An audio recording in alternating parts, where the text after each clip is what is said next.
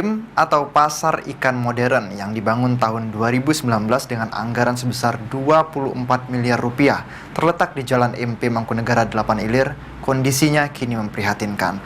Bahkan dari keterangan warga yang biasa berada di kawasan tersebut, sudah sejak 1 bulan ini PIM tutup karena tidak pengunjung yang datang.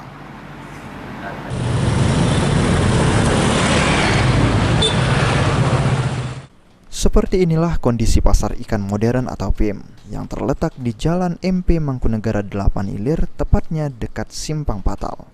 Pasar yang dibangun tahun 2019 dan diresmikan pada tahun 2020 oleh mantan Menteri Kementerian Kelautan dan Perikanan Edi Prabowo ini kondisinya kini sangat memprihatinkan. Dari pantauan PAL TV di lapangan, terlihat pintu depan PIM tutup, tidak ada orang yang berjualan. Selain itu juga kondisi di sekitar PIM kotor, tidak ada yang mengurus. Menurut salah satu warga yang ada di sekitaran PIM mengungkapkan, jika telah 1 bulan ini PIM tutup karena tidak ada pengunjung yang datang. Berapa lama lah?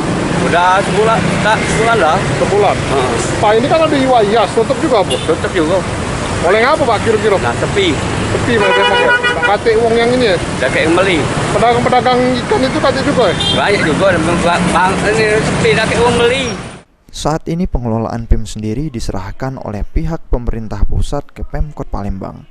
Dan hingga kini proses pengelolaan dari Pemkot Palembang masih belum jelas. Firman Hidayat, PAL TV.